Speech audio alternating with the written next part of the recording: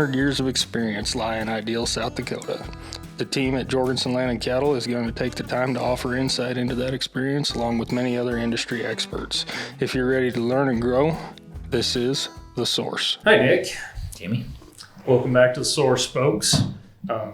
First episode of 2026.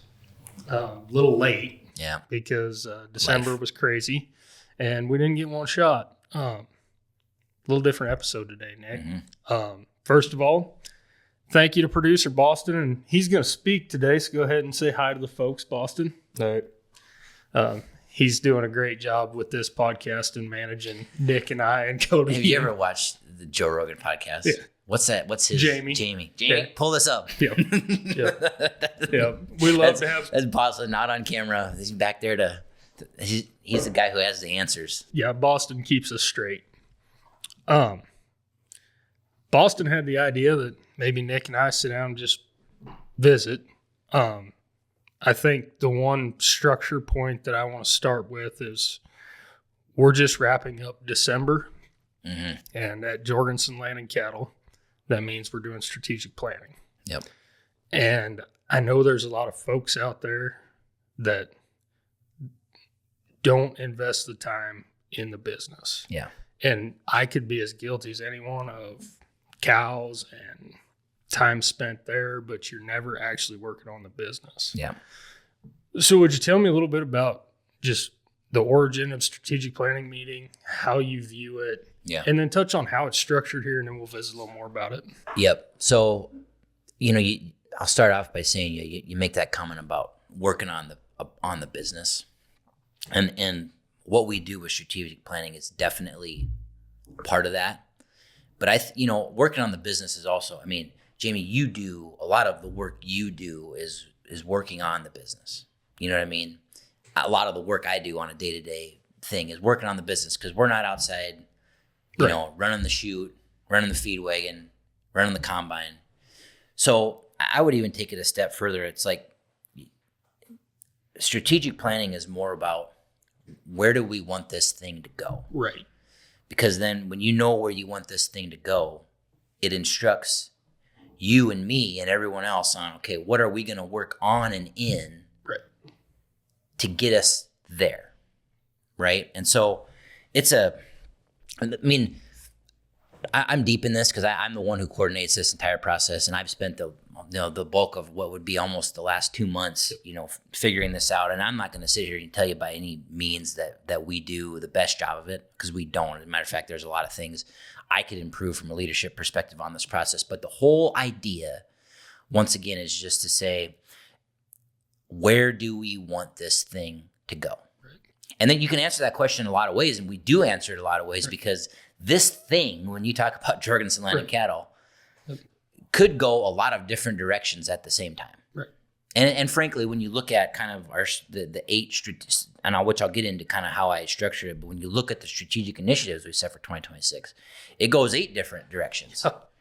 Right? Yep. Now, the nice thing is we make sure that none of those things are cannibalistic of each other. Right. So when we work on herd expansion, for example, that doesn't negatively affect bull program excellence or the development of ideal soil solutions or anything like that. Right. So I'll walk through kind of how we did this process this year. It started with a meeting that Cody and Brian and I had, and we would have included Greg if he wasn't in Florida and good at teams. But he's not. So it was the 3 of us, and I basically proposed to the group. Historically, when we've done this, it's just we sit down and we'll do a livestock strategic planning meeting, and everyone comes in the room and we just talk about how the year went and what's important. But someone needs to guide that even just a little bit more, because when you get, I think for the livestock meeting, there are probably 15 people in the room. Pretty easy. It's really easy for those ideas to just be everywhere and really hard to get even back to zero, right? Because you got one idea over here and one idea over here, and you try to meet in the middle and you don't get anywhere. So what I wanted to do with the ownership group was just with the 3 of us, which, to no offense you guys, but it is ultimately our asset, right? Yep. What are the important things for this business? And I asked Dad and Cody hard questions like, what is the what does the industry think of when it thinks of Jorgensen Land and Cattle, right? What when people see this logo or hear that name, what pops in their head? Because we do a lot of things. We have a farming operation. We have a hunting business. We have a fertilizer business. We do our own trucking. We have a feedlot. We have a cow-calf herd. All this stuff, we do DNA tests. We lease bulls. We sell bulls. We sell cows. Okay, that's all great. But what do people think about us, right? What do they think when they hear that name? And we talked about that a lot. And to be honest, this is an ongoing exercise. But where I land, everything we do is important. But I think when people think about Jorgensen Land and Cattle, they think about an Angus bull. That's what they think about. Absolutely. And so, all right, now as we're thinking about 2026 and going forward, we're doing things that support the industry's view of us as a marketer of Angus bulls, right? Now, from there, we said there's lots of things going on still. Right. So let's get these formalized. So we came up with was 8 strategic initiatives, right? These are big things that we either want to start working on or continue working on in 2026. From there, what we do, so that was our group meeting for or the 3 of us. What we do there then is we schedule a whole different set of meetings. And this is unique to Jorgensen Land and Cattle, maybe not entirely, but if you're just a cow-calf operation, there's no need to meet as much as we do. But we have so many different enterprises. So we have a meeting specifically around livestock sales, and livestock operations, right? We have another lead meeting specifically around the mother load, which actually that was the first one we did, right? Was the mother load. Then we have a meeting around the agronomy side of the business, okay? And then there's an ideal soil solutions part of the business, which is the new fertilizer enterprise that we're going to stand up at Jorgensen Land and Cattle. Then we have a sporting club meeting, and these are maybe not all in successive order, right? But we also have a Lazy J sporting club meeting. And then a people needs and capital expenditures meeting. And I like to do people needs and CapEx last, because as we talk about the other things that we're gonna talk about, all right, we're gonna do new things that take more people, or maybe we're gonna do less things that take less people. And that feeds into kind of people needs, that's what we call it, but really what it is, hey, this is what it looks like the work we're gonna be doing this year is, and what does our staffing look like? So it's largely operational people needs. Yep. What does our staffing look like? And do we need to hire more H-2As? Do we need more interns? Do we need more full-time people? And we go through that whole discussion. And then CapEx as well, because we're going to come out of things here. And, we might say in the livestock meeting that we need a liquid nitrogen trailer. All right, that was a very real one that we talked about getting. That's a capital expenditure. So let's park that over for this meeting. Yep. In the ideal soil solutions meeting, we want to talk about doing more test plots. So that means we need a rig to plant test plots. Right. So we can take that over here. So what was that? Probably 6 or 7 or 8 meetings, all through the course of December. And the idea there is to involve, so let's just talk about like the livestock meeting, right? So we had these 8 strategic initiatives. Yep. And, kind of what I do is sit down with the group and say, look, we do a recap of the year before always, because I think it's important. You should always talk about what our planning process was last year and where we made it on setting the goals for that business, right? Because you have these initiatives, and these are big things. And then inside of that, what we talk about in these meetings is then what kind of goals we want to set against those. So an example would be like herd expansion. And it doesn't quite work this way for us, but we want to get to X number of cows in 2025. We don't set it that way because part of our goal is to not buy cows. It's internal growth. And we're really kind of hamstrung to a certain degree on how much we can. Right. So you set a goal, and then there's tactics underneath it. And what we do in those meetings is not decide on the initiatives, but decide on the goals and tactics underneath. And that's where we spend our time talking. So let's just continue on herd expansion, right? We're going to find a way to put in twice as many embryos in 2026 in ideal as we did the year prior. That's a herd expansion thing, because that means more cows getting bred under Jorgensen Land and Cattle's control, right? And then what comes next is the tactics around that. And the tactical work is stuff that goes on year round, right? and we have these strategic planning meetings, but we also meet monthly, right, as a mother load team and as a livestock team to talk about those tactics. And one of the things that I changed this year, or I'm going to change, is it's really easy the three of us could sit down and have a strategic planning meeting for some business that we owned. It's really easy to have it and then not talk about it again for a whole year. Right. And to be 100% honest, historically, we kind of haven't. Like, we have it in the back of our minds. These are the things we're working on. And we've done well. I mean, we set a goal 5 years ago to double our bull business in 10 years. And 5 years on, we're more than halfway there. Right. So not actively talking about it all the time, it's still seated in the back of your mind, right?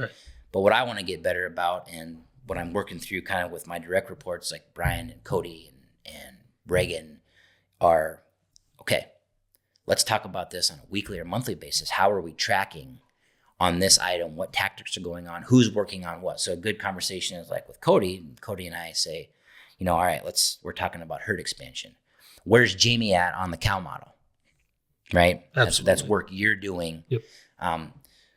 And so that's a tactic then that flows up to your goal, that then flows up to the success of that initiative, right? And to me, like, there's a lot of detail there, but ultimately I sum it up like Alan Hoyer, one of our advisors, and I'm going to get the exact citation wrong. It's a Bible verse that basically says, without vision, the people will perish. Yep. Right? The whole point of this strategic planning process is to set the vision. Right. That's what it is. Yep. And we're deliberate about it here at Jorgensen Land and Cattle. Brian and Cody and Nick could sit down and say, this is the vision, these are the goals, and here's how we're going to get there. Right. But that wouldn't work, right? Because this is a large entity with really important people doing really important work that aren't the three of us. So we need to have you guys involved, because maybe we have directionally know where we want this asset to go, but you did the cow math, right? I mean, yes, sir. I don't have the time to do that. Yeah. Cody doesn't. Brian that's does. It's my job. It's your job. Yep. Right. And so we have to include you in that, because you know the details. Right. And then we have to bring in the ops team, because Dylan has to deal with those extra cows. Right.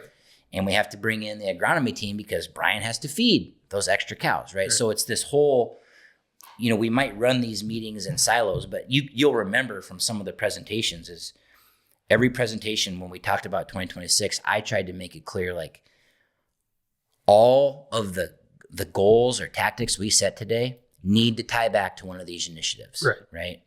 And they cannot be cannibalistic of another. Right. So I'll take, like, Ideal Soil Solutions as a great example. What does that have to do with an Angus bull? It has nothing to do with an Angus bull from an operational perspective. It's a different brand. Right. People aren't the whole idea was that you're going to buy fertilizer from a place that you're not buying bulls from. Just, it feels more professional.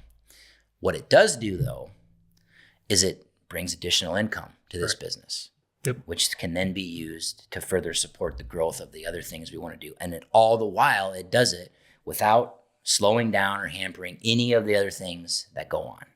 So that's probably the most kind of off by itself, like, what the hell kind of thing are you doing?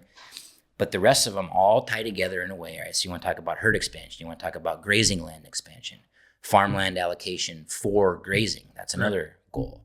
Having an excellent bull program, continuing to have an excellent bull program. All these things might be separate, but have lots of intermixing goals and tactics. And so it's kind of my job to make sure it's structured in a way that it all makes sense and we can all plow through all, because it's a lot of work. Right. It's not a minimal amount of work to get through this process, but it's really, really important. Well, and I've rambled on a long way, so go ahead. Not to cut you off, but you should. The one thing I really liked about how we went through the process this year was, you and Brian and Cody had your meeting. And then when we came together as a group, and we'll use the livestock group for an example, because that's the biggest team. It is. You bring the sales team and the ops team all together. But in the past, I felt like, and I've only been through 3 of these now, but we chased a lot of rabbits previously. And they were things that, yes, we needed to talk about, but they could have been talked about when it was time to execute. And I think this year we did a nice job of staying focused on, we have this goal, we're going to set these tactics to get there. And now we don't need to sit there as this entire group to figure out how to execute on this. Yeah. We don't have to figure out how many cows are going to be at Lance's or how we're going to be at Bloom's. Right. That is for the team to figure out, because we fully trust you guys and you all have the ability to go ahead and do that. There's no reason for you and I to be in the middle of that conversation. Nope, that's a conversation that Dylan and Matt the rest of their Kevin crew and ops team needs to have. But if it's not led right, and I'll take the blame for it, it devolves to that, because that is, like, especially in agriculture, what we are as people are doers. Yes. Our immediate mind is to say, all right, we want to grow the cow herd. How the hell am I going to calve that many out? Right. It's a valid question to ask, for sure, a valid question. But it's at that stage, we're not there yet. Right. We need to talk about whether this just makes business sense, period. And we'll work through, all right, there comes a time when we got to talk about where we're going to graze these cows. And we have to have the discussion on, can we do it in ideal? Do we need to find more pasture land? Can we convert some cropland to farmland? You just work through those things successively and bite these chunks off as you go. Yep. And so you put the tactic together, and then throughout the rest of the year, you're going to have conversations about actioning around it. Yep. Well, and see, part of what I mentioned before is it's been really easy for us to talk about it and then not talk about it again for 12 months. Right. Part of what I'm going to build into the process this year is every monthly meeting, there's going to be time set aside for where are we at on this checklist. On these, listen, there's 8 tactics here we talked about. Right. How are we coming on them? And maybe 4 of them won't be relevant at that time because we're not there yet. But part of the work Cody and I will do going into those monthly meetings is what is relevant to discuss. What does the team need to help us figure out or, weigh in on? Yep. And so it's making that strategic planning more of a living, breathing thing. And my hope would be, I'm saying this now, that by the time we get to 2027 planning, everyone should have a pretty damn good idea what it's going to be. Right. Like, we should know. It shouldn't be I don't want it to be Nick and Cody and Brian sit down and decide on November 29th, these are the 8 strategic initiatives. I'd like that to come out through the course of the year. Right. Hey, look, this isn't progressing like we thought. We need to relook at it. We tried it, didn't work. Let's take it off the table. Yep. Here's a new thing. And it comes out through those discussions with the team. Right. All right. And it's a busy and involved process, but when you get to a certain scope, and especially when you start doing so many different things, you've got to be able to ground it all back to, this is the core and we need to move it forward, or you're going to pull yourself apart. Well, and I take this, Nick, and it doesn't matter what sector of agriculture a person works in. It's really easy to just get caught up in working and just work. And there's a lot of people that you just work, you turn the bulls out on a date, you pull the bulls on a date, you calve the cows, but there's really no goal setting as to where you're going. Yeah. And to me, this is something that's important no matter the size of the operation that you work on. Because, and I name drop Verhelst a lot, but he's by himself for the most part. Yeah. With his dad and his brother, but he's doing the bulk of the cow work. He's strategic planning on his own. Yep. He basically, through the month of December, had his own version of strategic planning meetings where it was, what pasture groups are cows going to go to? How am I going to mate these cows? I need to make a plan for bull power. Yep.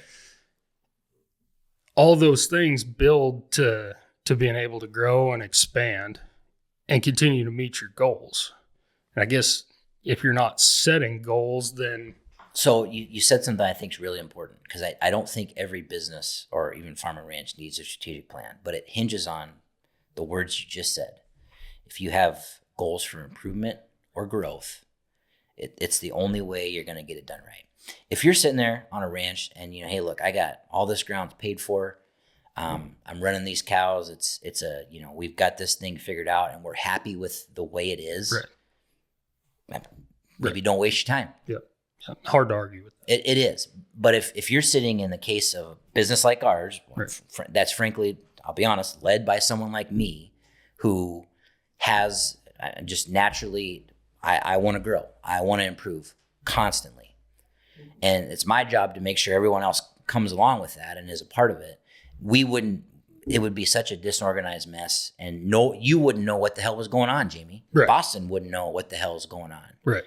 Right. Because we'd flip flop. One year we'd, hey, we're gonna do this year, and then we're not gonna do it anymore because it doesn't sound as good to me anymore. Right. It's got to be a more deliberate process than that. Yep. But the ultimate, for me, I view it as critical if we want this thing to continue to grow and continue to be successful. And to be honest, I look at it as someday if I want to have room for my kids to be a part of this, right? I've got to do this. Yeah. And if it's not my kids, that's fine. But that just means that there's growth for other people who do give a shit about it. Right. There's going to be somebody that, is going to want the opportunity. Yep. And I think it's important. All of this probably ties back to succession planning and where this thing ends up at, and a conversation that Alan Hoyer and I are going to sit down and have at some point in the next 6 months on that. But I take all the things that I've heard of operations that not necessarily goals. Grandpa's happy, dad's happy, but we want to add another generation. Yep. How do you do that on the same land base, same number of cows, but you're adding not just that person, an additional family, but an additional family. And I think you take like R.A. Brown and how that all started, and Donnell tells that story of how his parents split their place up and how he had to come back into it. He has asked his kids to bring value to the program if they're going to come back. Yep. And so I think it's important to set those opportunities up. I agree. Before that time comes. And I think you brought up a really good point that I should have probably started with at the very beginning. This whole thing, this strategic planning process, would not work if at a very, very high philosophical level, our family hadn't already decided that the whole goal here is keeping this thing together, continuing to grow it, and make room for it to be a 5th generation and a 6th generation and a 7th generation Jorgensen thing. If we were still debating if Dad was going to take his shares and split them out, or if he just wanted to buy out, or if he wanted to be done and didn't want me to be a part of it, right, we wouldn't be able to have all these other conversations, right? Because how do you lead into the future if you don't know what the future is going to be of your business, period? Right.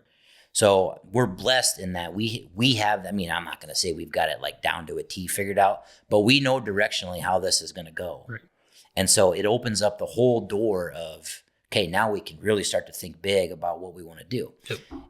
If we were sitting here with uncertainty on my part about whether I was going to get to be an owner or get to be involved someday, it would be really hard to think that far out and make plans and run your business in a way that supports that long-term success.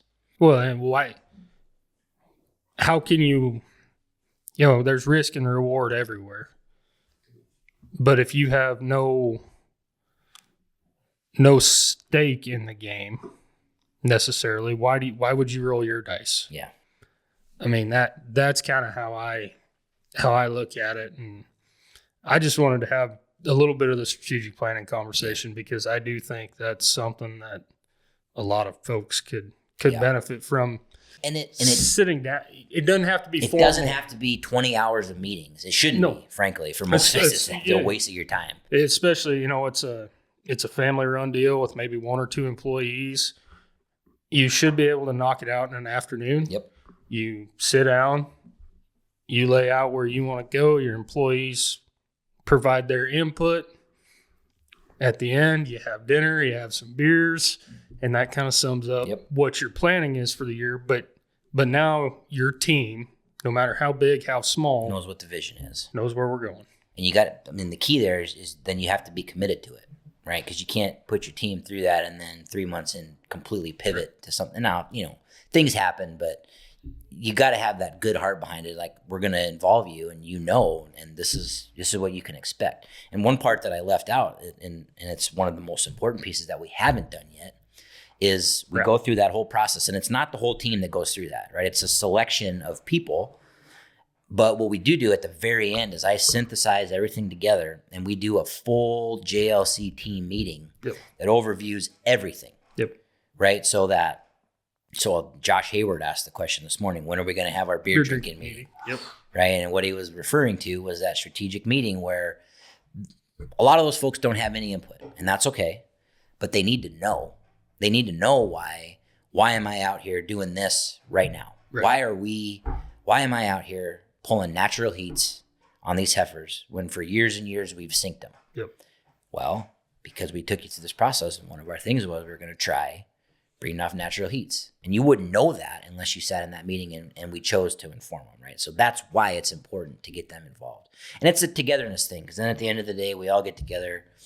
Everyone is at that point kind of on the same level. We're all in this together. Let's have a few beers and let's move on with 2026. And in a perfect world, what I had hoped in my head was that we would do that right before the Christmas party, and then life gets in the way, and I'm going to do a better job next year of having all that done so we can actually do that. Kind of culminate the year, in an event type thing. So fun conversation about that. Let's shift gears. Before we do that, I want to say one more thing. I'm passionate about that. This is it's largely my job, right? I'm very passionate about this, but I've got to give some credit. Like, I didn't just figure this out myself. A lot of this strategic planning mindset that I got from my time as a director at Farm Credit Services of America. They're a large entity, and they talk. That's what our board does. Is we talk strategy all the time. And you take bits and pieces of, how that works home with you.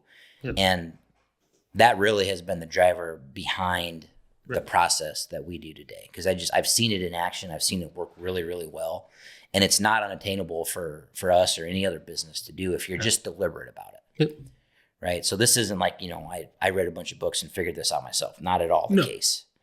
But I think it's so good that you mentioned that. And, I try not to use myself as an example too much on this podcast, but, I have a lot of different experiences from a master's degree to boots on the ground, cowboying for a living, to selling feed in a part of the world that nobody else in this organization's ever lived in necessary. And then to the extension office. And I take all these little things of this knowledge that I gain in all these places, and it gives me the opportunity to say, okay, seen this before. I know what happens at the end of this rainbow. We need to be ahead of it, or we need to grab it and go. And that's the value of bringing your team in.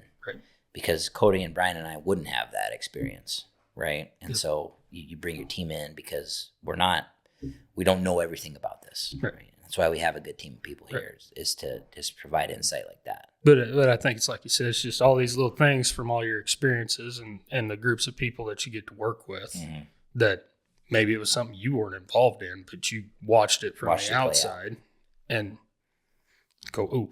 Okay, I learned a lesson without having to do it myself. Or, hey, we did this. I haven't heard that mentioned. We did this, and it seemed to work really, really well when we did it over here. Can we apply, it works both ways. You saw the downsides and you see the upsides, and it just brings in new thoughts and ideas. Well, let's shift gears. What have you been up to?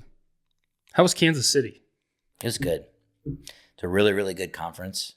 We're talking about FarmCon. I'd never been before. I wasn't feeling the best, so I didn't get the most out of it that I could have. But I will say, from a networking connections standpoint, it's probably the best. It's probably the best conference we go to. Better than NCBA. It's a smaller, more select group of people, and the speakers were phenomenal. Phenomenal. Good. Yeah, it was really good. Some of those you feel like you win, and you're like, God dang, was it really worth my time? This one, there was no question that it was. Perfect. And I think next year we had 10 tickets to it. I think we'll do the same thing next year, and maybe mix it around a little bit and get a couple more people there, because it was really, really good. Good. One of the things they talked about, and I'm not gonna force my hand on what we talk about next, but you asked what I've been up to. There was a guy there who was the head of go-to-market at OpenAI, which is the company that built ChatGPT. And let me tell you what, I'm not the type of person, and maybe it's because I'm getting older and I'm turning into that type of person, but I've never been the type of person to get on like a bandwagon behind something. Right. But I am on the AI train big time. Yeah. Big time. And it's groundbreaking, Jamie, and it blows my mind every single day. The amount of stuff AI can enable us to do if we take advantage of it. Yep. And I think it's going to revolutionize businesses that use it. And I think you're going to be able to tell really quick the ones that don't use it effectively. Yep. And even people, even individuals, I think you'll be able to tell from a productivity standpoint when they're leveraging the tools like that are at their disposal and the ones that choose not to. Yeah. And you've been really challenging me with that. And something I'm going to do this year, I'm going to challenge everybody. You, Boston, yep. Reagan, Cody, Brian, John, is don't waste your freaking time trying to figure out how to organize this spreadsheet. Pump it in the ChatGPT and just talk to it for a little bit. And I guarantee you will get to the same place you wanted to get to 10 times faster. Right. 10 times faster. Right. Well, it's like that picture. Yeah, you saw the cover and how much nicer it looks. It is. And it's because you plugged it in and you're not a graphic designer. Nope. Don't have to be. No. Nope. Don't have to be. Not a data scientist. Don't have to be. No. Not a text writer. Not a journalist. You don't have to be. Well, yeah, I guess that kind of leads into, things that I hope we as a team can come to with things like quarterly updates going out and some of those things to our customers. I've wrote a lot of scientific papers, but I'm not a wordsmith. Yep. Don't have to be. You don't have to be. Let ChatGPT make it pretty, as long as it's still. And there's, and ChatGPT is a really good example, but there are other tools out there that, I use that one the most. But, I start thinking about, if we want to make changes to our website I'll just be honest. I was thinking about this today. You sent me that Seaman directory over to look at. And my immediate head went to, we could set this thing up for some degree of e-commerce. Yes. Here. And that needs to happen. I'm telling you, Jamie, there are programs out there that in 10 minutes, I could have you a e-commerce site up or an e-commerce page on our website built to support the marketing of certificates and semen straws. Yep. It's that easy. I don't got to pay $30,000 to get that done. I don't need some expert to come in. All you have to know is know what you want, and you can probably get it. Right.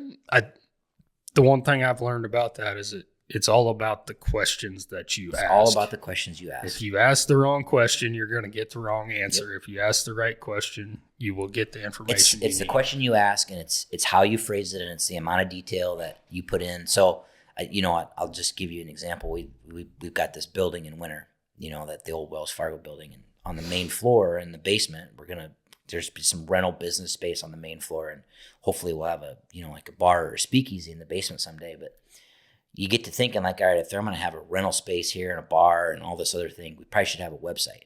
So I took 10 minutes and I wrote, I don't know, paragraph, maybe 300, 400 words in an app called Replit, which builds apps, builds websites. And I just said, here's the address.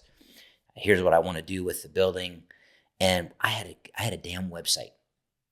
I didn't have to do any freaking coding. Didn't have to do anything. I just said, this is what I want. And I was you got to be detailed about it. Right. Or it won't do what you want because it doesn't know. Right. Amazing. Yep. It's amazing. Well, and that technology is going to get tied back into teat and udder scoring, foot and leg scoring. I mean, it's already there in the precision farming side. I mean, that technology's been running for a long time now. Just it wasn't near as apparent that it was AI that was doing it. Yeah. But that it's going to become a real thing in the seed stock so business. Like envision like so you're talking about like a shoot side AI agent, right? envision a couple cameras in front of your chute. Yep. And it integrates the images that it just took to the weight it just took to all the other biometric data you're going to gather at the chute. And before that cow even potentially leaves the barn, says, wait a minute, something ain't right. Yep. Right? She's underperforming in this way. Her body condition score has gone down, X% more than the average. You got to check her out. Or, hey, we're running this calf through. We're trying to decide whether to cut him or not. And with that, once we got that weight or whatever else right there, it helps you make that decision.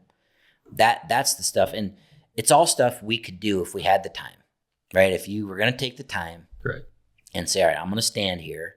I'm going to take 5 minutes. I'm going to evaluate this cow. You could do the same thing. But guess what? You don't have the 5 minutes. Take that times 200 in a day and you run out of minutes. Yep. You could do it instantly now. And I think some of the things that if you want to talk about where the leveraging of tools like that can really give you a step ahead, it will be in a place like agriculture where there will be a large subset of people that actively choose not to do it. Agreed. That will be, no offense to other seed stock producers, but there are a group out there that are not going to adopt new technology no matter what you tell them. Yep. No matter what kind of benefit you show them. And so what's going to happen? That gap's just going to start to widen. Yep. And I would rather be on the side of the leading edge of that gap and not the backside of that thing, because that's the losers are back here. Right. You know what I mean? And people are going to say, well, it's cost inhibitive and all these things. Well, we start talking about some of that. And I've joked a lot behind your back about you that if you had a plane and a pilot, you would literally buy time. Mm-hmm. You would. And that's where I start thinking about this stuff of, whether it's ChatGPT or, being able to. It's buying time. You're buying time. Yep. And here's the really, really cool part. And there was a guy last week. The guy from OpenAI was Zach Cass. He's not with him anymore. And I'm going to get the exact terminology he used wrong. But his contention is that at some point we will get to incrementally free artificial intelligence. It will effectively be free, or on a computational basis will be so low cost. Think of it like electricity. Yep. Right? When electricity was introduced into South Dakota, I don't know what, Tripp County, I think it was 45, 50, whatever it was. Whatever year it was expensive because they just put in all this infrastructure. They didn't have it all figured out, and it was expensive. And what's it done since then? The cost of electricity has just absolutely dive bombed. Yep. Right? To the point where marginally you probably can't get it much cheaper. The same thing is going to happen with power. So I hear that cost ineffectiveness, completely bogus argument. Right. Because it will get to the point where it almost costs us no more to use it than if we weren't. Right. And I just think it will, you've got to cabbage onto that kind of stuff and take advantage of it. Well, yeah, I think you have to not be afraid of the cost up front, because if you're not the early adapter, you're behind the curve. Well, and I'll give you this. So I'm just thinking specifically about artificial intelligence tools. It's $25 a month per user for ChatGPT Business. My instance of ChatGPT costs us $25 a month. I used it for a case just this morning, that if I had hired a developer and those developer hours would have cost a couple $1,000. Yep. And I did it this morning by myself as part of the $25 a month subscription. I wouldn't have been able to do it without it, but now that I had it. So just think about the opportunity cost there is mind-blowing. Yep. Mind-blowing. Yeah, that's cool stuff. It's really, really cool stuff. And actually, it's been a big help for me. It helped me organize the strategic planning process in a way that I, could have done, but I've been at the office till midnight for, 3 weeks in a row, trying to get this all straight. Yep. And just the go forward basis. One of the things that you obviously have noticed in the meetings, what I started doing is I record and transcribe everything. Yep. You don't got to take notes anymore. You just take that. We had a people needs follow-up meeting. It was a 4-hour long meeting. And we talked about what we wanted job descriptions to look like and where people were going to be and what the projects were. And I took that transcript and I pumped it into ChatGPT, and 2 days later, Reagan, who runs HR for us, had job descriptions built based off of that. Right. I mean, just think about the turn time there. Right. It's bananas, and it's all, didn't have to take any notes, didn't write a single damn thing down. Right. Didn't have to, frankly, even remember any of it, because you get access to it later just by taking that transcript, getting it summarized for you. Really, really cool stuff. Well, yeah, and I think with that, it does a better job of highlighting the key points than a secretary taking the notes. Because she has bias. Yes. She's got bias. Here, A transcript doesn't have bias. nope. It does a really good job of, Because she's going to say, yeah, this part of that conversation wasn't important. Not going to note it down. No, Can't but- blame her for it. It's just the way her brain works. those I've done it. Yeah, when I I have was too. taking notes for our meetings. For sure. Those guys are chasing a rabbit. I'm not going to Not note going to mark this. this down. It's irrelevant to this conversation, when in the end it did tie back into what that initiative ended up being by the time the conversation was over. Yep. Really, really cool. What do you want to talk about? I just, a little bit of recap of 2025. I think we had a good year as far as Jorgensen Land and Cattle was concerned. Highest grossing bull sale in the history of Jorgensen Land and Cattle. Yep. More importantly, no offense, Lease bull business was the rocking and rolling. highest grossing lease bull, commercial bull marketing year we've ever had as well, which shouldn't be a surprise. Look where the cattle market's at. Yeah. That we say that, but we're also to the lowest cow numbers we've ever been in the United States. That's a big shout out to the entire team, because that means that we're grabbing market share. Yep. And grabbing market share is the hardest thing to do. Yep. It's to steal market share away from somebody else. Not steal it. We earned it. We earned it away from somebody else. Yep. But yeah, 2025, lots of transitions and change for me. Yeah, it has been. And I think you're going to continue to see that, Jamie, just as this thing grows, right? Good people need to be in the right spots. Everyone needs to be in the right spot, right? And we've got a lot of good people here, but it's placing people where their highest and best use is. Right. And that doesn't, hey, look, if your highest and best use is in a feed wagon, you have a lot of value. I hear that too. So I want to jump back to the strategic planning conversation, right? About R.A. Brown. My kids are going to come back and add value. I thought about that a lot, because I've got 5 of them, and this will resurface on the internet someday, 20 years from now. People will hear this and they might say I'm a little uncouth, but the odds are one of them kids is going to be kind of a loser. I could probably even tell you which one today. But when I should probably rephrase that.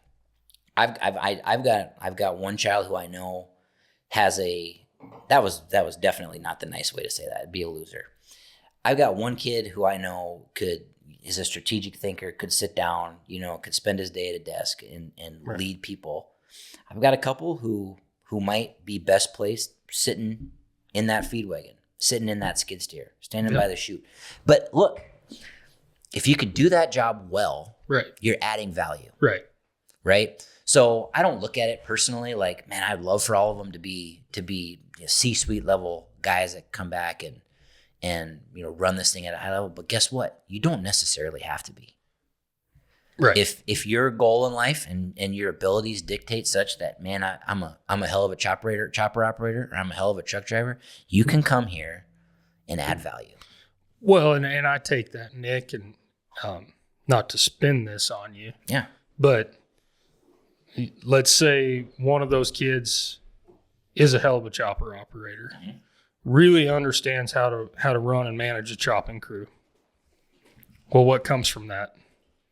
In a business mindset that is Jorgensen Land and Cattle. I mean, it's custom work. Guess what? We've got a custom business running. You hire another chopper. You hire 3 or 4 more guys. Yep. All of a sudden, they have their own enterprise that's under their passion. Yep. That they're off and running with. Yep. I know what you're saying, but I also think that, especially in your guys' case and the way the Jorgensen culture is built, it'll always catch that they'll find something. Yeah, I think so.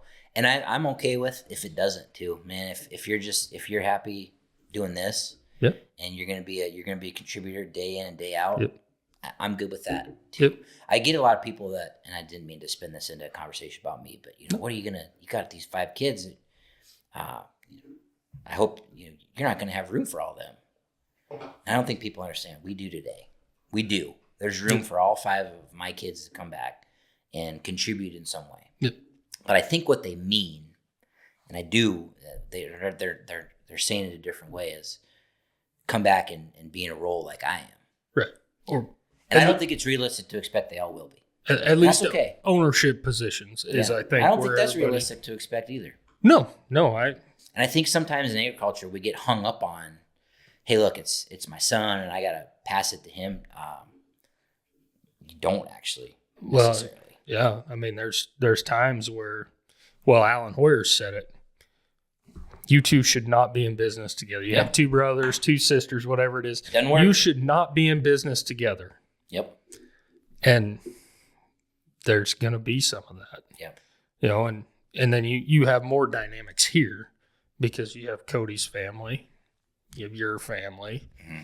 Those are all the 5th generation. How do their dynamics work as a 5th generation? Well, see, and that takes work in and of itself. Just making sure those dynamics stay together. Yep. You know what I mean? But we've done pretty well at it. And I mean, I think it shows, right? I mean, it's we're not at each other's throats, right? We all get along. Yeah. I mean, there's literally 3 generations. I mean, Greg's in Florida right now, but you still count Greg. There's 3 generations working together.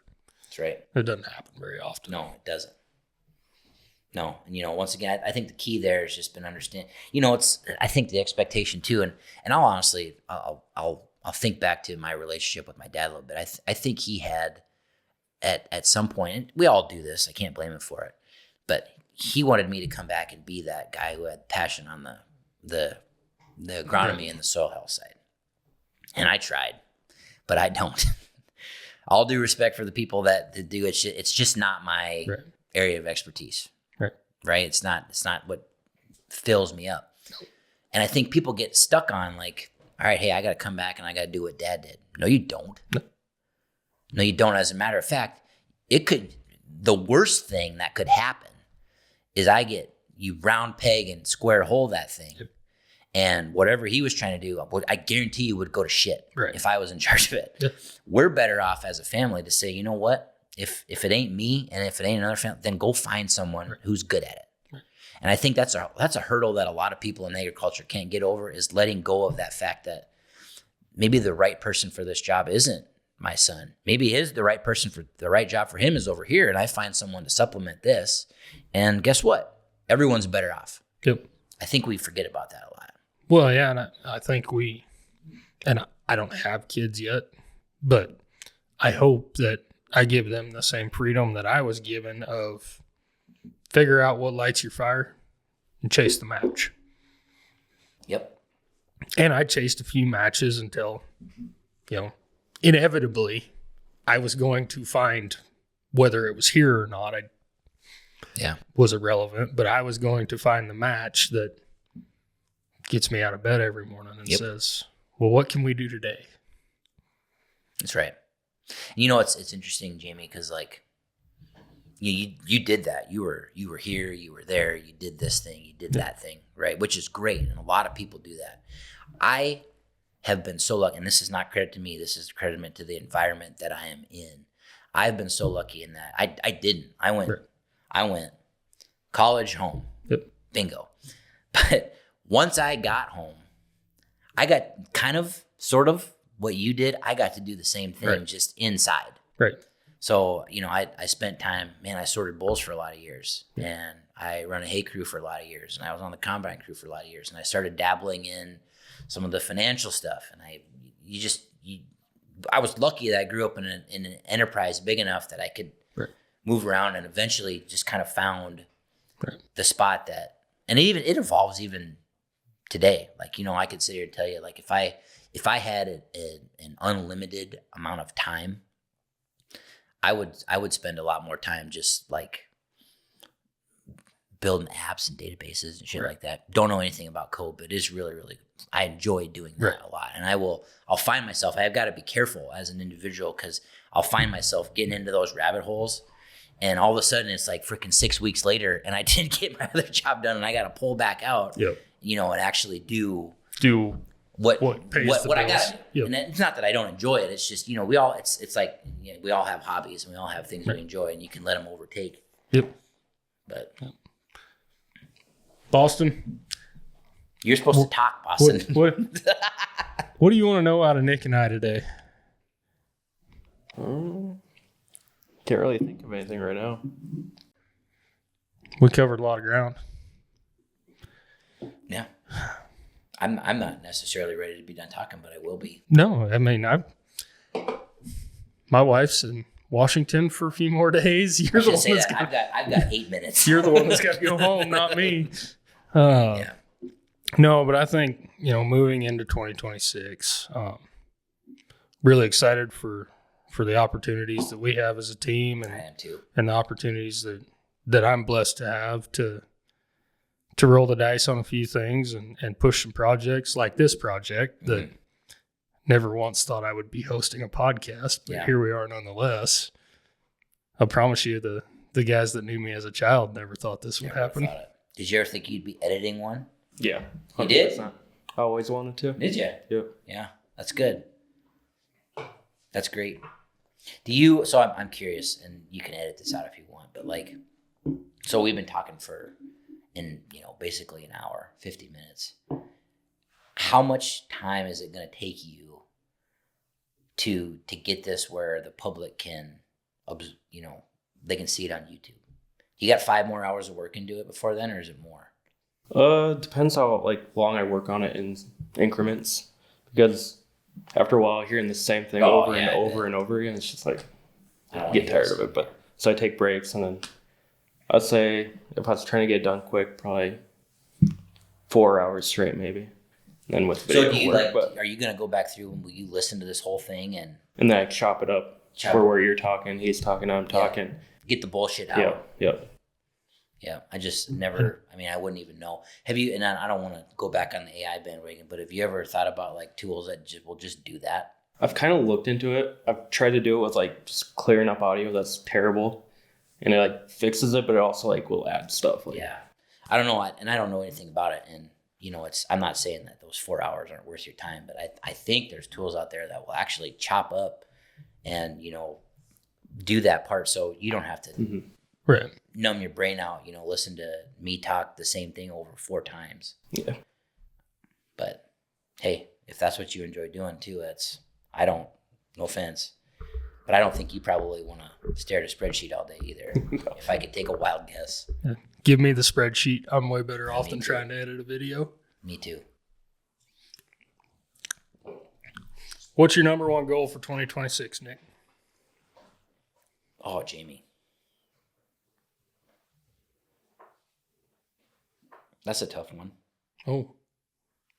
Figured you'd have that right off the top. No, I don't. I don't have that off the top of my head.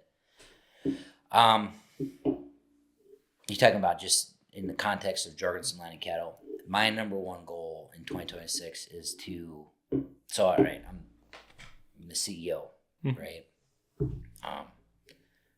Which is a weird thing here compared to other places, but you know, generally as businesses start to get larger, CEOs have less and less time to like sit down at a spreadsheet, right? And it's more time spent with your teams. And I think to me, it's become really evident what I need to spend more time is not burying my head in Power BI or in, you know, FileMaker or whatever it is, and spend more time with one-to-ones with Reagan and with Cody and, you know, helping enable you to get this kind of project done and be more of that actual leader of people and less of a doer, which is a little bit hard to I mean, you know me well enough at this point. It's hard to let go of some of that stuff, and I'll find myself but I need to. That's my number one goal is to spend more time with the people on the team, and you know, less time in my office with the door shut, just nose down into some kind of project.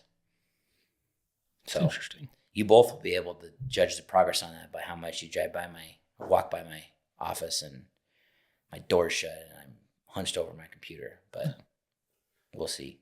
What about yours? I think my current goal for 2026 is just to really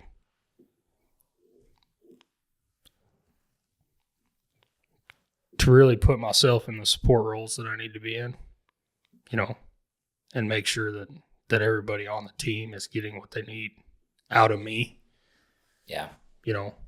And trying to really find the balance of, I feel like the podcast, I feel like this project is important. Mm-hmm. It spends a lot of time on the back burner. Yeah. I need to figure out those balances of what I need to do to support all the different parts of this team to make sure that I'm most effective for everybody around me. Yeah. No, it's the right way to be thinking. That's kind of my 2026 goal. Yeah. Well, and especially when you find it, your passion and my passion for looking at data and a spreadsheet, I think puts you in a unique position because most people don't like that. Well, and I'll be honest, most people just can't even do it. And that's okay, but it's incumbent on folks like yourself that has the ability. Like, hey, then I've got to support because Cody might not know how to exactly build this. He gets the idea behind it, but to put it into a spreadsheet is difficult. Why don't I'll sit down and get it done, and then we can talk about it. Right. You know what I mean? I think that's extremely valuable for everyone on board. Well, and it's as simple as we know we have this. Pull all the data out and actually figure out what we have and how it can look. And then go back into it. We have so much freaking data, Jamie. Yeah. It's unbelievable. Yeah. And I've thought about this a lot, and I don't think we're there yet. And I don't know if we'll ever be with tools like artificial intelligence to help us, but just a person to just focus on all I look is data analytics. Right. And so Jamie comes to me and says, "Hey, look, I need you to pull all the egg boost scores, or analyze. Just that's all you do. Right. Whether it's agronomy data, which we have a plethora of, whether it's cattle data, which we have a absolute plethora of. Just someone to. But I'm not sure. I think right now we're at a place where you got a couple good people that know how to do it, and that's probably adequate. Yeah. What about you, Boston? Kind of talked about before, but less repetitive content and just different kinds of content than what we're doing now. Yeah. I like it. And making sure that you're hammering on the team to get you the content you need. Yeah. I'll give you that one. Because Nick gets busy. I get busy. Yeah. Mate. God dang, I'm going to keep doing this, and I'm sorry. Because this is the kind of, I hate that I am this person now about this, but I've got to believe that there's a way we could get better at that. And like for your sake, just leverage more of those AI tools out there, right? Where even if you, because I get what you're saying. All right, I need some copy for a newsletter, for a Facebook post, for whatever it is. Right. And I've got to believe, like, with the amount of talking we do that is recorded somewhere, you could probably just take all that shit and put it together and say, look, I need a little bit of copy here that follows the themes that we're generally, and here's 20 hours of transcripts. Right. Format it the same. I bet it would get you most of it. And I'm not making an excuse for, like, me not making time, but, like, just for your own sake, where you could say, hey, look, I come up with this. Right. It's a lot easier for me or for Cody and probably even for you to read through something that's already there and say, hey, yep, sounds good, than for some people to have that creative initiative to okay, I gotta start from scratch. That's really hard for some people. Well, and not to step in the middle of this, but with what we're gonna do with Cody for February and some of those things, what should come out of that is, from a cattle side, content for a lot days on social media. Yep. Of just taking the 2 or 3, 4 hours we're going to spend on Wednesday. There should be a lot of little things to pull out of it. I'm not kidding. I'm not shitting you at all. You should really try that. Like, you've got the audio. I don't know if you got a tool that can pull that. Well, YouTube can do it. You can pull that transcript out. I bet you get 50 or 60 Facebook posts just from that. Because Cody already said it. You can't remember all of it. I can't. No one can. You make a really, really good point. Yeah, especially when we start talking cattle and sire lines, and when we get Brian in here, I bet there's a lot of, you may have to get some video for it, but the voiceover content will probably come right from here. Well, I mean, the video and the photos is the stuff you can definitely do. Right. But I'm just thinking, like, now I'm just rabbit hole a little bit. I mean, I've got 20 hours of transcripts from all of our strategic planning. You've got another how many hours of the podcast? Right. I bet if you took all that, Boston, and we just bundle it all together into like an agent in ChatGPT, I bet you could get any amount of copy about here's a photo, here's what I think they were doing, and I bet you could get any post you wanted out of it. Because it's there. It's just all spread all over the place. Yeah. And the other thing I've learned about it too is, like, people get worried, like my kids do, which I think is really interesting. My kids get worried about this. Well, ChatGPT is just going to rot your brain because then you don't have to think anymore. I think more when I use it. I'll give you an example. Like, some of the software projects I built, I built an automated workflow to get all the IBE data to Zoetis and back. No one has to touch it. Right. And I would never have been able to do that myself, but I used ChatGPT to help me. And it started, like, inside of the code, it was building stuff in PowerShell, and it was using SQL inside of FileMaker, stuff I had never had a freaking clue how to do. But you watch it enough and you start to learn, like, okay, this is how SQL works. Right? And this is kind of how PowerShell works. Could I do it on my own right now? No, but I did not. I'm not worse for it. Right. I learned by just association. It's just like secondhand smoke. Right. Same kind of thing. You get lung cancer from being around a smoker your whole life, even if you never smoked one. You get smarter just by interfacing with something that is smarter than you. Right. My kids are weird about it. Won't use ChatGPT for anything. Your kids are pretty little yet. I call ChatGPT my wife's boyfriend. Whenever she wants to hear, like, an answer on, can we do this? It always gives her a yes answer. And then I got to be like, well, fuck, now I got to give you a yes answer too, because it's possible. Oh, I think with that, we'll wrap it up. You can edit that last 10 seconds out of there. Yeah, we'll go ahead and cut that. With that, we're going to go ahead and wrap this up, guys. Thanks for tuning in. I hope you enjoy this. There's some ridiculousness, but there's some good stuff in here too. And thanks for your time, Nick. I know you're busy. No, thanks for doing this, guys. Really. Thank you, Boston. Yeah, thank you, Boston. Thank you, Jamie. And we will catch you guys next time.